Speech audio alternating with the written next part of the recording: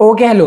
तो आज की क्लास में हम लोग डिस्कस करने वाले हैं डाल्टन्स एटॉमिक थ्योरी। अब मैंने तुम्हें इसके पहले भी बताया था कि एटॉमिक थ्योरी में बहुत सारी पहले भी बातें हुई थी, बट डाल्टन एटॉमिक थ्योरी को पहला एक कह सकते हो ब्रेक थ्रू माना गया। शुरुआत में मैंने तुम्हें बताया था परमाणु, इंडियन एक क्या नाम है साइंटिस्ट थे, उन्होंने बताया था परमाणु वगैरह के बारे में। खैर यहाँ बात करेंगे डाल्टन्स एटॉमिक थ्योरी की। इन्होंने एक बुक दी, ऐसा समझ सकते हो, new system of chemical philosophy, और उस बुक में इन्होंने जो अपनी मेन बातें जो इन्होंने बताई थी वो ध्यान से सुनो। सबसे पहली बात इन्होंने बोली कि matter consists of indivisible atoms. इन्होंने ये बोला कि मैटर जो होता है, कोई सा भी मैटर उठा लो, चाहे बॉल है, पानी है या कुछ भी है, दुनिया में जो भी चीज है उसके अंदर एटम्स तो होंगे ही होंगे। ठीक है, ये बात बिल्कुल सही है, उसके अंदर एटम होंगे, है ना। बट इन्होंने क्या बोला कि वो चीजें इंडिविजिबल भी होंगी, पर अभी के लिए इन्होंने इतना बोला। इंडिविजिबल मतलब उसको तुम तोड़ नहीं सकते, ऐसा इन्होंने बोला।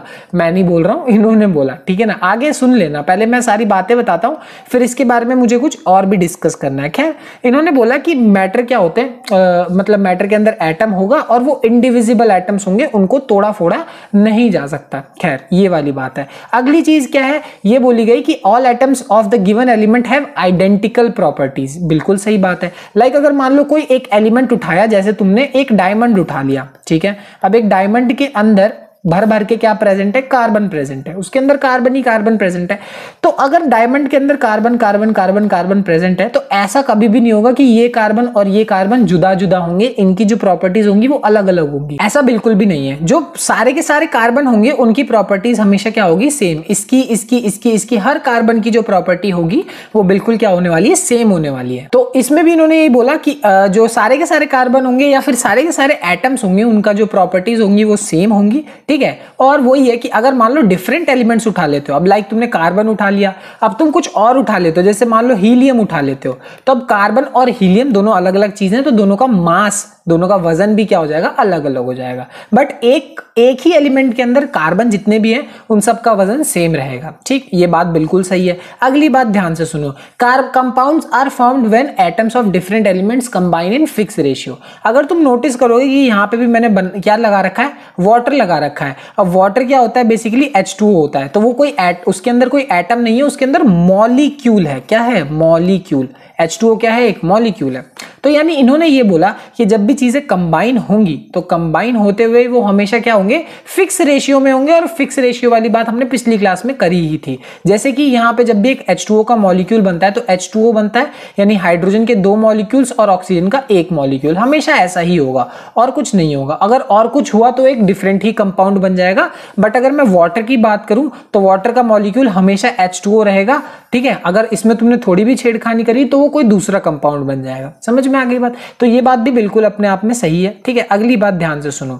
अगली बात क्या है कि chemical reactions involve reorganisation of atoms. ठीक है, तो अगर मान लो कोई भी एक केमिकल रिएक्शन होती है तो उसके अंदर ऐसा नहीं होगा कि इन एटम को तुम डिस्ट्रॉय कर दो या फिर उनको क्रिएट कर दो, ऐसा नहीं होता। बस वहां पे जो एटम है वो क्या हो जाएगा, एक जगह से दूसरी जगह पे शिफ्ट हो जाएगा, वो एक तरीके से रीऑर्गेनाइज हो जाएगा। जैसे यहाँ एग्जांपल के तौर पे देखो, ये बीच में जो ब्लैक कलर का हमारे पास ये है, ये क्या है, कार्बन है। अब कार्बन पहले ये देखो व्हाइट वाले के साथ लगा हुआ है, अब वो किसके साथ चला गया, रेड वाले के साथ चला गया, है ना। ये एक बेसिकली रिएक्शन है, जब हम किसको जलाते हैं, मीथेन करके गैस होती है, उसको जलाया जाता है। खैर, वो बात अलग है। बट तुम नोटिस करोगे कि कार्बन पहले इसके साथ लगा हुआ था, अब वो रेड वालों के साथ लगा हुआ है, उसने अपनी जगह बदल ली, वो एक तरीके से रीऑर्गेनाइज हो गया। तो ऐसा नहीं है कि कार्बन टूट गया या फूट गया या कोई भी टूट फूट गया, ऐसा नहीं होता। बस एटम्स जो होते हैं वो अपनी जगह को क्या कर लेते हैं, रीऑर्गेनाइज कर लेते हैं। ये हर जगह होगा। ठीक है, अब ध्यान से सुनो, डाल्टन ने जितनी भी बातें बोली सही थी